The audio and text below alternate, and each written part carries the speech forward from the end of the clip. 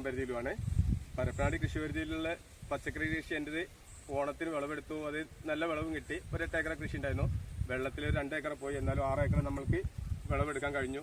ആ വിളവെടുപ്പിന് നല്ല സംതൃപ്തിയാണ്. അതായത് 8 ഏക്കറിൽ നമ്മൾക്ക് 2 ഏക്കർ പോയാലും 6 ഏക്കറിൽ പച്ചക്കറി നമ്മൾക്ക് ഒരു 60 ഏക്കറിലുള്ള നമ്മൾക്ക് അതിൻ്റെ എല്ലാ സംതൃപ്തിയും അതിനുള്ള സാമ്പത്തികമായിട്ടുള്ള നേട്ടവും കൈവരിക്കാൻ കഴിഞ്ഞു. കാരണം നല്ല വിലക്കും കിട്ടി, പിന്നെ കൂടുതൽ വിളവും കിട്ടി. ഇപ്പോഴിവിടെ നമുക്ക് ഇന്ന് നമ്മുടെ ഒരു പുതിയ തോട്ടം വിളവ് ഉത്സവത്തിന് വേണ്ടിയിട്ട് നമ്മുടെ പിന്നെ കൃഷി ഓഫീസർമാരും AD ഓഫീസറും പിന്നെ അതിനോടനുബന്ധിച്ചിട്ടുള്ള എൻ്റെ കായ്ഫലങ്ങൾ എക്സ്പോർട്ട് ചെയ്യുന്ന 2-3 വ്യക്തികളും അതുപോലെ സുഭിക്ഷ പിന്നെ VPSCന്റെ ഇവരൊക്കെയാണ് നമ്മൾ ഇത് കൊടുക്കുന്നത്, വിളവ് കൊടുക്കുന്നത്. അവരെല്ലാവരും കൂടിയിട്ട് നമ്മൾക്ക് ബ്ലോക്ക് പ്രസിഡന്റ്, പഞ്ചായത്ത് പ്രസിഡന്റ്, അതുപോലെ വൈസ് ബ്ലോക്ക് മെമ്പർമാർ, ഇത് എല്ലാവരും എൻ്റെ സുഹൃത്തുക്കളാണ്. ആരായിട്ടും ഞാൻ സുഹൃത്ത് എന്ന് പറയുമ്പോൾ ഇവരൊക്കെ ഉൾപ്പെട്ടു. കാരണം വെച്ചാൽ ഇവരെന്ന് വെച്ചാൽ ഒന്നുമില്ല, ഇവരൊക്കെ എപ്പോഴും എന്തൊക്കെ പിന്തുണ സഹായമൊക്കെ എപ്പോഴും എൻ്റെ മാനസികമായിട്ടും എപ്പോഴും സഹായം എനിക്കൊരു സമാധാനം കിട്ടുന്ന ജനപ്രതിനിധികളാണ്. ഇതിനെപ്പറ്റിയാണ് ഇതിന്റെ പ്രതി. അതുപുറം നമ്മളെ കൃഷി ഓഫീസർ, AD ഓഫീസർ, പിന്നെ നമ്മുടെ നൂഫിയമ്മയുടെ അസിസ്റ്റന്റ് ഓഫീസർ, ഇവരൊക്കെ പറഞ്ഞാല് ഞായറോ വെള്ളിയോ അന്ന് ഒഴിവും കഴിവൊന്നും നോക്കിയിട്ടല്ല. ഇനിയിപ്പോ ഓഫീസ് കഴിഞ്ഞിട്ടായിരിക്കും നമ്മളെ ഫീൽഡിലൊക്കെ പറയല്. നമ്മളെ വെച്ചാൽ കൃഷിയോട് അവർക്കൊക്കെ താല്പര്യം അവർ നെഞ്ചിലേറ്റി കഴിഞ്ഞാണ്. അതുകൊണ്ട് തന്നെ അവർ എന്ത് ഉപദേശമോ നമ്മൾ എന്തെങ്കിലും ഒരു പിന്നെ നമ്മൾക്കൊരു സംശയം ഉണ്ടെങ്കിൽ സംശയ നിവാരണത്തിനായാലും സഹായത്തിനായാലും എപ്പോഴേക്കും എത്തി നമ്മളെക്കാളേറെ അവരെ കൃഷി പോലെ അവർ നമ്മളെ പരിപാലിക്കാനും ഇതിന് സഹായിക്കുന്നതുകൊണ്ട് തന്നെ നമ്മളെ കൃഷി നല്ല രീതിയിൽ വിപുലീകരിക്കാനും മറ്റൊന്നും കഴിഞ്ഞിട്ടുണ്ട്. പിന്നെ ഈ ഇരിക്കുന്നതൊക്കെ നമ്മളെ തൊഴിലാളികളാണ്. എനിക്ക് സ്ഥിരമായിട്ട് 12 അതിഥി തൊഴിലാളി ഉണ്ടാവും. പിന്നെ മലയാളികളും എനിക്ക് തൊഴിലാളികളുണ്ട്.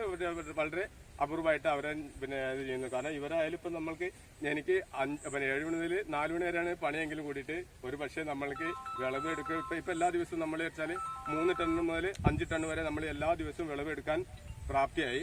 അപ്പോൾ നമ്മൾക്ക് ഈ അതിഥി തൊഴിലാളി ആകുമ്പോൾ അവർക്ക് ആ കാശ് എക്സ്ട്രാ കൊടുത്തിട്ട് നമ്മൾക്ക് ആ കൂടുതൽ ജോലി ചെയ്തുകൊണ്ടിരിക്കും. വിളവുകൾ ഇപ്പം നമ്മൾക്ക് 20 ഐറ്റംസ് കൂടുതൽ നമ്മൾക്ക് ഇപ്പം നമുക്ക് വിളവെടുക്കാനായതുണ്ട്. അതായത് തക്കാളി, പച്ചമുളക്, അങ്ങനെ മുതൽ എല്ലാ വിളകളും നമുക്ക് വിളവെടുക്കാനായിട്ട് ഇപ്പം നേരമില്ലാത്തതുകൊണ്ട് സമയത്തുകൊണ്ട് ഇത്രയും നമ്മളിത് പറിച്ചിട്ടുള്ളൂ. ഇനി നമ്മൾ ഇവർ കഴിഞ്ഞാലും നമ്മൾക്ക് വിളവെടുപ്പ് തുടരും.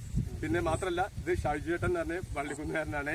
അതിലെ KNP, സുരഭി, ഇങ്ങനെയുള്ള 5-6 നമ്മളെ എക്സ്പോർട്ടിങ്ങിന്റെ ആൾക്കാരുണ്ട്. അവരൊക്കെ നല്ല സഹായം നമുക്കുണ്ട്. അവരൊക്കെ നമ്മളെ ഉൽപ്പന്നങ്ങൾ കൊണ്ടുപോകുമ്പോൾ നമ്മൾക്ക് പറഞ്ഞാൽ കുറച്ചൊരു നല്ല ക്വാളിറ്റിയിൽ അവർക്ക് കൊടുക്കണമെന്ന് വെച്ചാൽ നമ്മൾക്ക് 10 രൂപ 20 രൂപ നമ്മൾക്ക് ഓരോ ഉൽപ്പന്നത്തിന്റെ മുകളിൽ നമ്മൾക്ക് കൂടുതൽ കിട്ടുന്നുണ്ട്. ഈ സാധനം നമ്മളവിടെ അത്ര വലിയ പ്രചാരത്തിലായിട്ടില്ല. നമ്മളവിടെ അത്ര കഴിക്കൽ കുറവാണ്. ഇത് നമ്മൾ ഹിന്ദിയിൽ ജനി എന്ന് പറയും. പിന്നെ ഇത് പീച്ചിങ്ങ. ഇത് ജനിതക മാറ്റം വരുന്ന പഴയ അത് മാതിരിയല്ല. പഴയതിന്റെ ഇത് പീച്ചിങ്ങ എന്ന് പറയാൻ നമ്മൾക്ക് ഭയങ്കര ചകിരിയായിരുന്നു, ഒരു ചവർപ്പ് രസമായിരുന്നു. ഇപ്പൊ അതല്ല, ഇത് നല്ല രസമാണ്. പിന്നെ ചകിരി കുറവാണ്. ഇത് നല്ല രീതിയിൽ എക്സ്പോർട്ടിങ് നടക്കുന്ന സാധനം. നമ്മളവിടെ ഇതിന് പ്രചാരണം കുറവാണെങ്കിൽ മറ്റേ എക്സ്പോർട്ടിങ്ങിന് ഏറ്റവും വില കൂടുതൽ. ഇതിപ്പോൾ നമുക്ക് 55-60 രൂപയ്ക്ക് നമ്മൾക്ക് 1 കിലോ നമുക്ക് ഇവിടുന്ന് കയറി പോകുന്നുണ്ട്. അതുപോലെ തന്നെ ഈ കയ്പയെ സംബന്ധിച്ചിടത്തോളം നമ്മൾക്ക് വെള്ള കയ്പയാണ് നമ്മൾക്ക് ഇവിടെ ഏറ്റവും മാർക്കറ്റുള്ളത്. എന്നാൽ ഇത് പാലി തന്നെ പച്ചക്കയ്പയാണ്. ഇത് നമ്മൾക്ക് എക്സ്പോർട്ടിങ്ങിനാണ് ഏറ്റവും കൂടുതൽ ആശ്രയിച്ചാണ് നമ്മളിത് കൃഷി ചെയ്യുന്നത്. ഇതിന് എക്സ്പോർട്ടിങ്ങിന് ഇപ്പോൾ പറഞ്ഞാൽ 60 രൂപയാണ് വില. ഇത് പറഞ്ഞാൽ നമ്മളെ മാർക്കറ്റിൽ ഇപ്പോൾ പറഞ്ഞാൽ 25-30 രൂപയെ നമ്മളെ മാർക്കറ്റിൽ വിലയുള്ളൂ. മാത്രമല്ല വെള്ളക്കയ്പന്റെ അത്ര ഡിമാൻഡ് ഈ സാധനത്തിന് നമ്മളെ മാർക്കറ്റിലില്ല. അങ്ങനെയൊക്കെ വ്യത്യാസമുണ്ട്. നമ്മൾ എവിടെ എങ്ങനെയെന്നുള്ളത് മനസ്സിലാക്കിയിട്ട് കൃഷി ചെയ്യുമ്പോൾ നമ്മൾക്ക് ആ കൃഷി വിപുലീകരിക്കാനും നമ്മൾക്ക് ആ പിന്നെ ഉദ്ദേശിച്ച കാശ് നമ്മൾക്ക് അതിന് ഉണ്ടാക്കാനും കഴിയുള്ളൂ. അല്ലാതെ നമ്മൾ കുറെ കൃഷി ആദ്യം തന്നെ ഞാൻ ചെയ്തു പോകുന്നതാണല്ലോ, പാരമ്പര്യമായിട്ട് ചെയ്തു പോകുന്നതുകൊണ്ട് മാത്രം നമുക്ക് കൃഷി വിജയിപ്പിക്കാൻ കഴിയില്ല. എവിടെ എങ്ങനെ തുടങ്ങണമെന്ന് ആദ്യം ഒരു പ്ലാൻ ചെയ്ത് ശാസ്ത്രീയമായിട്ടുള്ള അതിന്റെ അടിസ്ഥാനപരമായിട്ടുള്ള പിന്നെ കാര്യങ്ങളൊക്കെ നോക്കി നടത്തിയിട്ട് നമ്മൾ ചെയ്യുമ്പോഴേ നമ്മൾക്ക് ആ കൃഷി വിജയിപ്പിക്കാൻ പറ്റുള്ളൂ. എന്ത് കാര്യമായാലും നമ്മൾ ആദ്യം നല്ലൊരു പ്ലാൻ ചെയ്യണം. പിന്നെ ശാസ്ത്രീയമായിട്ടുള്ള രീതി തിരഞ്ഞെടുത്ത് നമ്മൾക്ക് അറിയാത്ത കാര്യം കൃഷി ഓഫീസർമാരോ AD ഓഫീസർമാരോ നമ്മളെ സയനിസ്റ്റുകളോ അവരോടൊക്കെ ബന്ധപ്പെട്ട് നമ്മളെ ചോദിച്ച് മനസ്സിലാക്കിക്കൊണ്ട് ചെയ്യുമ്പോൾ നമ്മൾക്ക് അത് വിജയിപ്പിക്കാൻ കഴിയും. പിന്നെ പ്രകൃതിക്ഷോഭം മറ്റുള്ള കാര്യങ്ങളൊക്കെ വരുമ്പോൾ നമ്മൾക്കത് ചില സമയങ്ങളിൽ നമ്മളല്ലാതെ ബാധിക്കുകയും അത് നഷ്ടത്തിലാവും ചെയ്യും. അതൊക്കെ ഈ കൃഷിയിൽ പറഞ്ഞിട്ടുള്ള കാര്യങ്ങളാണ്. എന്നിരുന്നാലും കൃഷി ഒരു ലാരിയായിട്ട് നമ്മളിങ്ങനെ തുടരുമ്പോഴേ നമ്മൾക്ക് പിന്നെ എങ്ങനെയായാലും കൃഷി നഷ്ടമല്ല. ഞാനൊക്കെ ഇപ്പോഴും പറഞ്ഞാല് എന്തായാലും പറഞ്ഞാല് നമ്മളൊരു ഗസറ്റ് ഓഫീസർമാരെ വരുമാനം എനിക്ക് കൃഷിയിലൂടെ ഉണ്ടാക്കാൻ കഴിയുന്നുണ്ട്. അത് എന്റെ ഒരു പ്ലസ് പോയിന്റ് ആണ്. എല്ലാ പിന്നെ നമ്മുടെ സുഹൃത്തുക്കളും മറ്റൊരു ഞാൻ കൃഷിയിലേക്ക് പിന്നെ സ്വാഗതം ചെയ്യാണ്. ചെറിയ രീതിയിലും കൃഷി ചെയ്യണം. അത് നമ്മള് പിന്നെ എന്താണ് നാടിനും നമ്മളെ വീട്ടിനും കുടുംബത്തിനും ആരോഗ്യത്തിനും അത് ഗുണകരമായിരിക്കും. ഓക്കെ.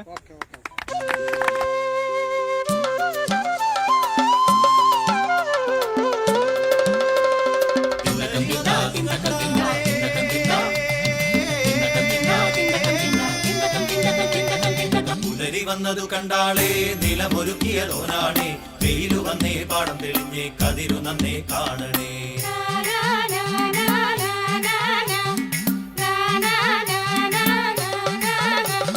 നനവിതച്ചതു പെണ്ണാണേ നിരയൊരുക്കിയതോളാണേ മണ്ണിനു നന്നേ നാണവും വന്നേ കുളിരു കൊണ്ടേ ചൂടണേ